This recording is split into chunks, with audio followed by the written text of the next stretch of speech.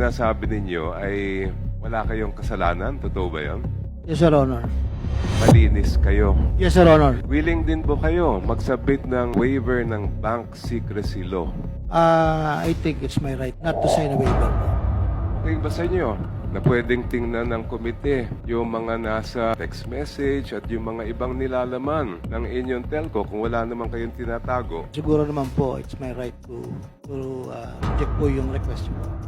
Sabi mo, you simply relied on the representations and certifications of your team. Sino-sino yung mga sinasabi niyong nasa team ninyo? I think it's Engineer R.J. Dumasi.